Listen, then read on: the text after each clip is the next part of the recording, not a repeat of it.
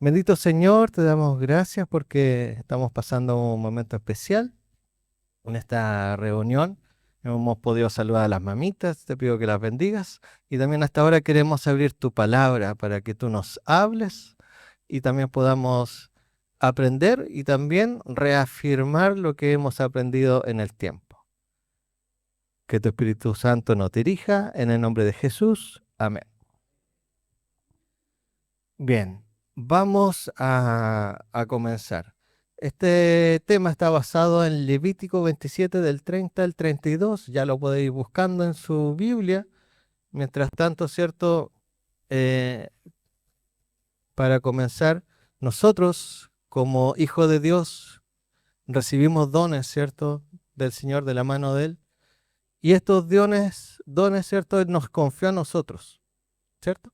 Nos confía a nosotros. Él nos confía la vida, ¿cierto? La salud, el tiempo, las habilidades, los recursos también materiales a fin de que podamos disfrutar de una vida feliz, ¿ya? Y para que podamos usar estos dones para bendecir su obra y a las personas que están a nuestro alrededor. Esto también es importante porque la misma Biblia, al estudiarla, podemos encontrar que cada 6 versículos de los 4 evangelios uno tiene que ver con el uso correcto de los bienes materiales. O sea, la misma palabra del Señor habla sobre los recursos materiales, cómo debemos usarlo de manera apropiada y cómo no deberíamos usarlo de forma inapropiada. De las 38 parábolas que encontramos en los evangelios, 16 tienen que ver con eso, cómo usar bien y cómo no usar, cómo usar cierto bien las riquezas. Bíblicamente la mayordomía de las posesiones materiales está fundamentada sobre dos pilares, ¿cierto? Nosotros son los diezmos y las ofrendas. Y hoy día solamente vamos a hablar, como hoy día es el segundo sábado, el sábado de mayordomía cristiana, vamos a hablar de este tema del diezmo, ¿ya? Es fundamental que siempre, siempre nos apoyemos en lo que dice la palabra del Señor, ¿ya? Tiene que ser bíblico. Además, esta ordenanza se aplica para hoy, para los cristianos de hoy, no solo para la Biblia, para los tiempos de hace muchos años, sino que para hoy día. Entonces vamos a ver en dos partes lo que dice la Biblia acerca del diezmo en el Antiguo Testamento y lo que dice la Biblia acerca del diezmo en el Nuevo. En el Antiguo Testamento el término de diezmo aparece, ¿sabe cuántas veces en la Biblia? Aparecen 35 veces, y donde encontramos cierto el origen y el fundamento teológico. En la era patriarcal, el diezmo estaba relacionado con la historia de dos personajes centrales, y podemos abrir ahí nuestras Biblias. Me gustaría que dos personas, hermanos o hermanas, me pudieran ayudar con dos textos. El primero está en Génesis 14:20, si alguien lo puede buscar rápidamente, y el segundo está en Génesis 28, versículo 22. Estos dos personajes son Abraham y Jacob. Génesis 14:20. ¿Alguien lo tiene para que lo pueda leer? Y el segundo es Génesis 28:22. Y bendito sea el Dios Altísimo, y bendito sea el Dios Altísimo que entregó tus enemigos en tus manos, y le dio a Abraham los diezmos de todo. Amén. Entonces, ahí tenemos, ¿cierto? El primer versículo que nos habla de Abraham, ¿cierto? Como personajes principales del Antiguo Testamento. Y que habla, ¿cierto? Que de todo lo que va a recibir, ¿cierto? El 10% es para consagrarlo al Señor. Génesis 28:22, mi hermano Luis. Y en la piedra que posea de la casa de Dios, todo lo que me viene, el 10 va a pasar para Amén. Y además que Jacob en ese momento tenía recursos, no tenía, como se dice, ni un peso, ni un peso. Entonces eso prueba la antigüedad del diezmo y su universalidad. Ahora hay un texto de nuestra hermana Elena G. de White que dice, el sistema del diezmo se remonta hasta más allá del tiempo de Moisés.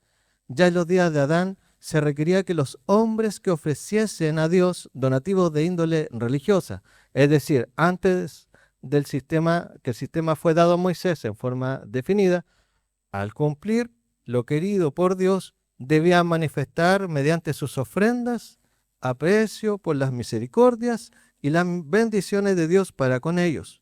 Esto continuó durante las generaciones sucesivas y fue practicado por Abraham, quien dio diezmos a Melquisedec, sacerdote del Altísimo. El mismo principio existía en los días de Job, mientras Jacob estaba en Betel, peregrinó desterrado y sin dinero. Se acostó en una noche, solitario y abandonado, teniendo una piedra por almohada, y allí prometió al Señor: de todo lo que me dieres, el diezmo lo he de apartar para ti. Y como les dije, el versículo que se leyó delante, que está en Levítico, ¿podemos ir a Levítico? Levítico 27, busquémoslo ahí en la Biblia, Levítico 27. Vamos a ese versículo. Levítico 27 del 30 al 32. Dice: y el diezmo de la tierra, así de la simiente de la tierra como del fruto de los árboles, de Jehová es cosa dedicada a Jehová.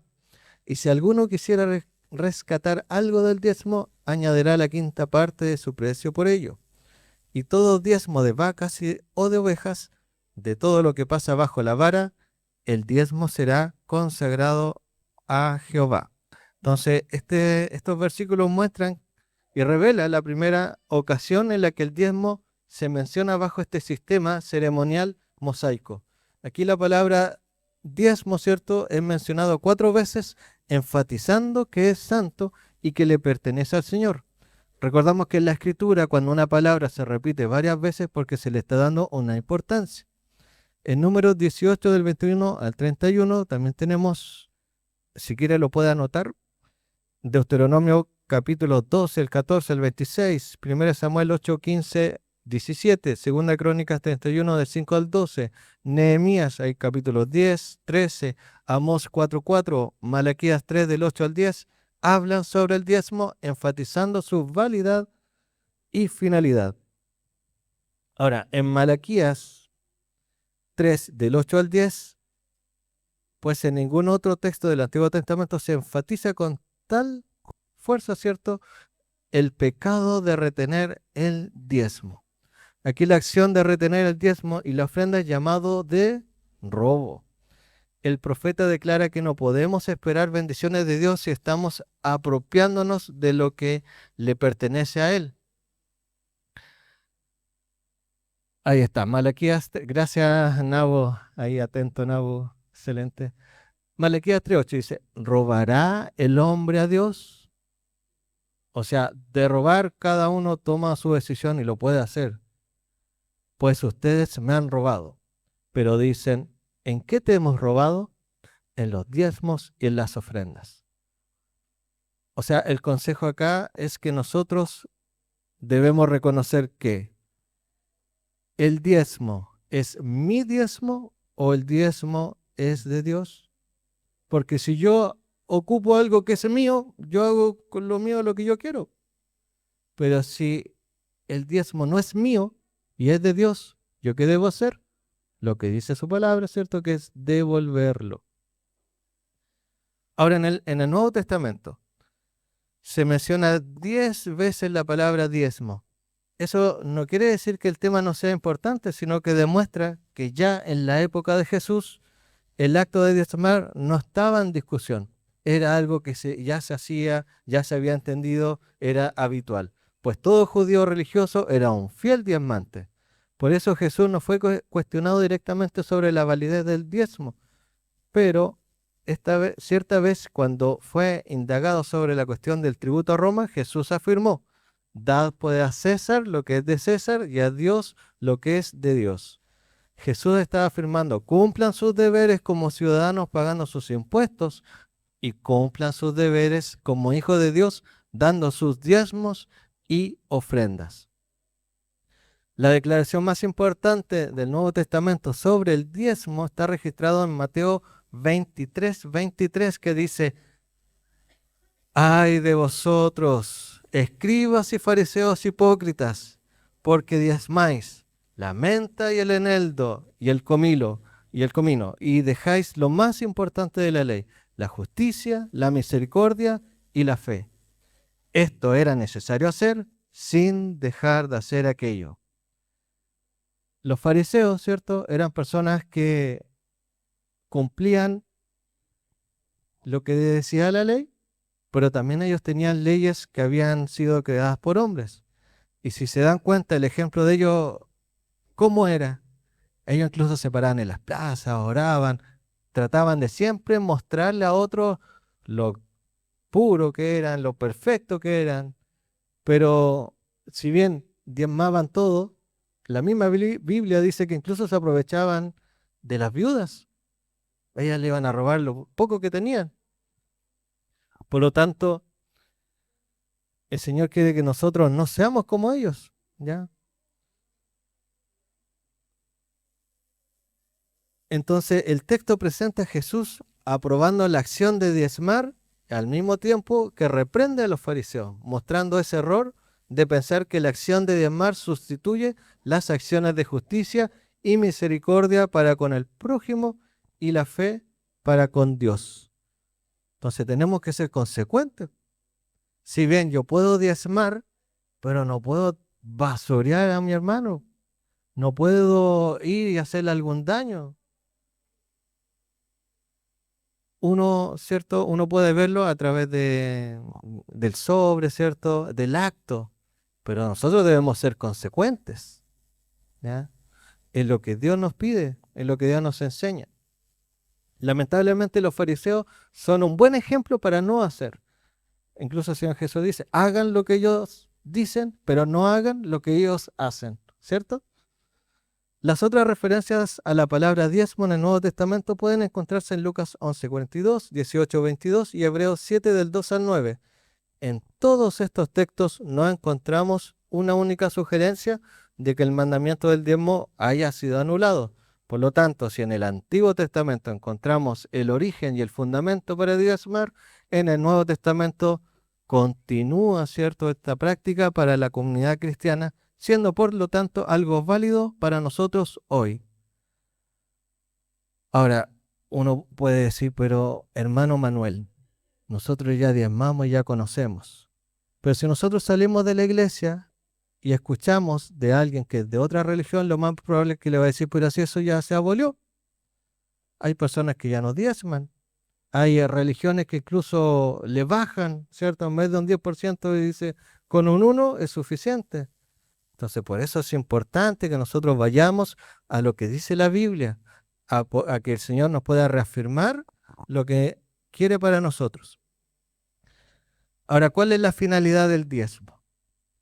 En primer lugar, vamos a analizar lo que dice el Antiguo Testamento, ¿cierto? En los dos pasajes del Antiguo Testamento encontramos el propósito. La primera está en Levítico 27 del 30 al 32 que leímos, que dice que y el diezmo de la tierra, sí, de la simiente de la tierra, como del fruto de los árboles de Jehová es cosa dedicada a Jehová, y todo diezmo de vacas o de ovejas, de todo lo que pase bajo la vara, el diezmo será consagrado a Jehová.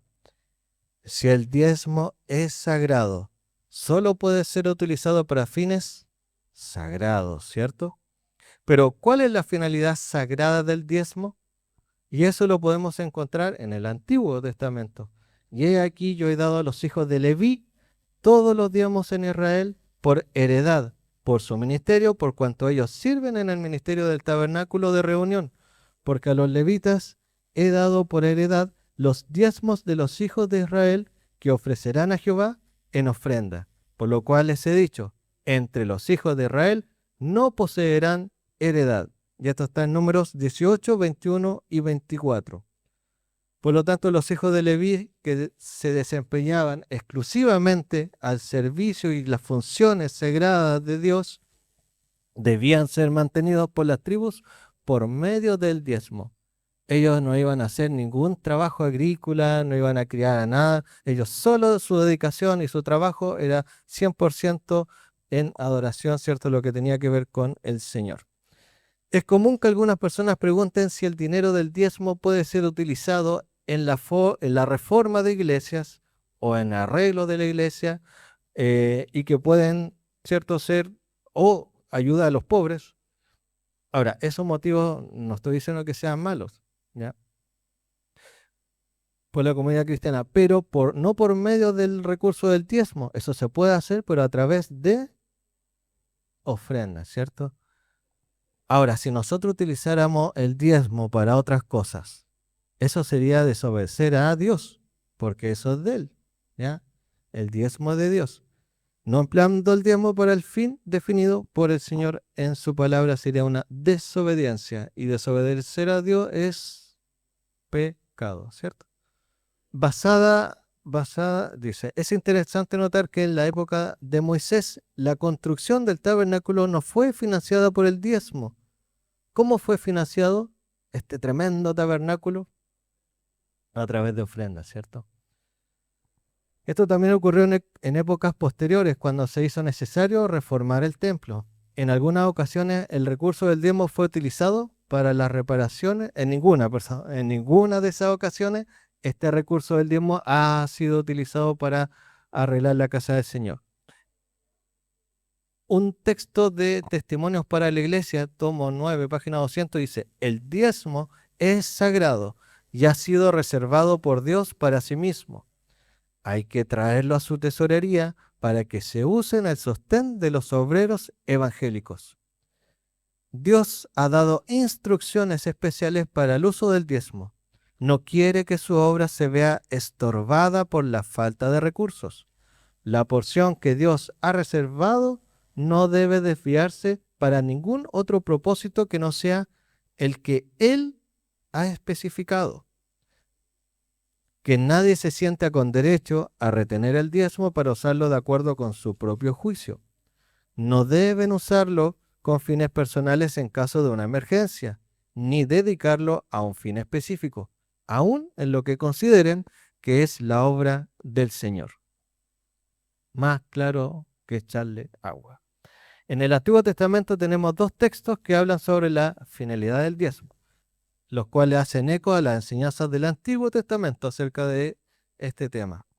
En Lucas 17 encontramos al Salvador enviando a 70 discípulos que vayan de dos en dos para realizar un ministerio de evangelismo de tiempo integral.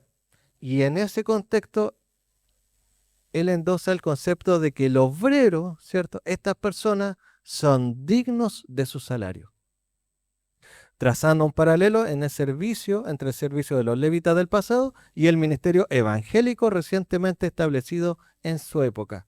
El apóstol Pablo también dijo: ¿no sabéis que los que trabajan en las cosas sagradas comen del templo y que los que sirven al altar del altar participan?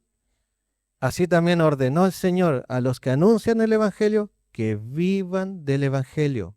Esto está en 1 Corintios 9, 3 y 14. Así, en el Antiguo Testamento y en el Nuevo Testamento, la finalidad del diezmo está establecida. El diezmo debe ser usado exclusivamente para la manutención del ministerio evangélico y no para otro fin.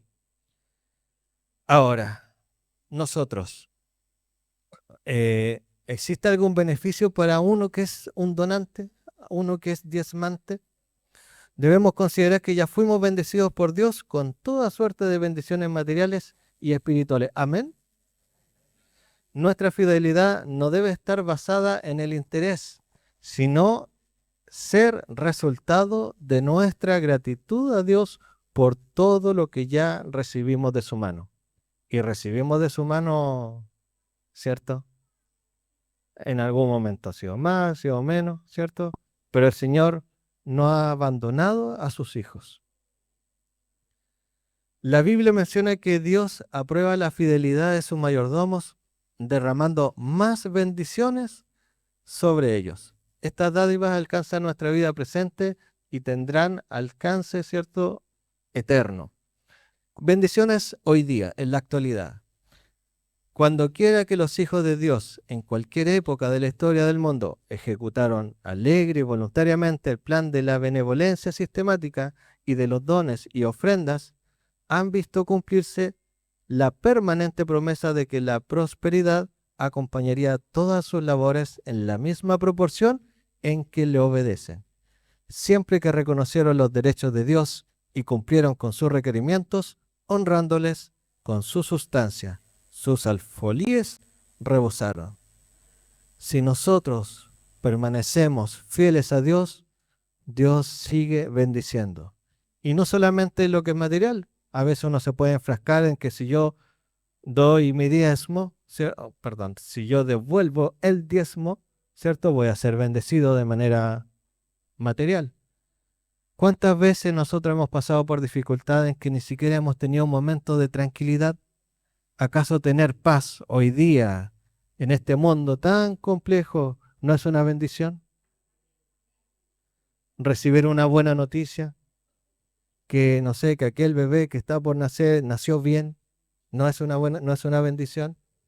El poder estar postulando un trabajo y que le digan a uno sí, entre el día lunes a las 8 de la mañana, no es una bendición. Hay muchas cosas que el Señor hace por nosotros y que son de bendición. Ahora, bendiciones en la eternidad. Consejo sobre mayordomía dice lo siguiente: hay una recompensa para los obreros íntegros y abnegados que entran en este campo, y también para los que contribuyen voluntariamente a su sostén, los que trabajan activamente en el campo y los que dan sus recursos para sostener a estos obreros, compartirán la recompensa de los fieles. Por lo tanto, ¿el diezmo es mío o es de Dios? Si bien yo trabajo y recibo lo que sea que reciba, ¿cierto? Un salario, a veces no sé si han recibido incluso de regalo un dinero, ¿cierto? Lo que yo recibo, la 10ª parte es para Dios, porque le pertenece a Él. Incluso uno podría ir más allá. Yo enterito soy del Señor, ¿cierto? Mi familia, mi esposa, la iglesia, ¿cierto? Todo lo que está aquí pertenece a Él. Pero el Señor desea que nosotros, una de las cosas didácticas, porque para mí esto es algo didáctico, la ofrenda, ¿cierto? Los diezmos, de manera didáctica el Señor nos enseña a que podamos ir construyendo nuestra relación con Él. Si yo tengo un amigo y nunca le hablo, ¿qué relación podría yo tener con él? Quizá en un momento fue, pero hoy en día, todos los días pasan cosas. Yo para poder tener una relación con alguien debo pasar tiempo. La escuela sabática esta mañana hablaba de eso, ¿cierto? De nuestra relación, cómo nosotros estamos con la oración. El diezmo es algo también fundamental para un cristiano que quiere tener una relación de calidad con su Señor. Entonces aprendimos que el diezmo tiene este fundamento y válido a través del Antiguo Testamento y del Nuevo Testamento.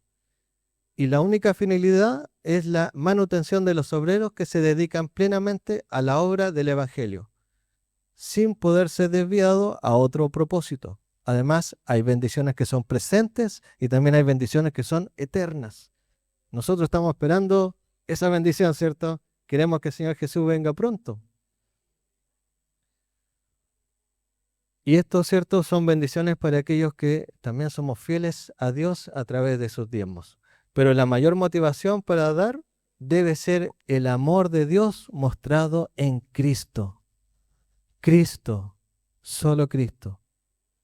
Él hizo lo máximo por nosotros. Nosotros observamos, ¿cierto?, que en la cruz el Señor no se crucificó un 10%. No fue solo un diezmo, ni un 20, ni un 40, ni un 80. El 100% de Él estuvo en esa cruz por nosotros, para salvarnos. Y quisiera terminar con Juan 3:16, que es un versículo que ya muchos se saben de memoria, que dice: porque de tal manera amó Dios al mundo que ha dado su Hijo unigénito, para que todo aquel que en Él cree no se pierda, mas tenga vida eterna. Me gustaría terminar haciendo el llamado en que si hay algo que les ha complicado en este tema, porque nosotros no somos perfectos, me gustaría que podamos tener una oración especial para que el Señor nos reafirme, nos ayude y nos dé claridad para que seamos fieles a Él. Los invito a ponerse en pie para una oración.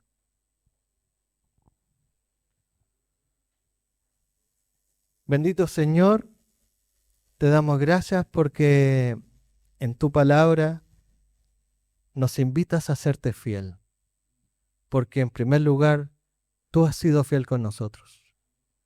Nos das la vida, nos das la salud, nos das el oxígeno que necesita nuestro cuerpo, nos das la vestimenta y muchas otras bendiciones. Y hoy día nuevamente nos reiteras a mí, a mis hermanos acá en la iglesia de Alemania, también a aquellos que nos están viendo en YouTube, que necesitamos, ¿cierto?, ser fieles a ti, ser leales. También te pedimos perdón si hemos sido desleales en algún momento, si hemos pecado sobre este y otro tema. Ayúdanos a consagrar nuestra vida a ti y también pensando en que nosotros ya como adultos estamos siendo ejemplos para nuestra esposa, para los esposos, para los hijos, porque ellos van a ver también cómo eres tú con nosotros. Y ellos van a seguir tu ejemplo siempre y cuando nosotros demos también un ejemplo apropiado y basado en tu palabra. Bendice a nuestra iglesia, que podamos ser de bendición para otros y que nos ayude a ser fieles en todo. En el nombre de Jesús, amén.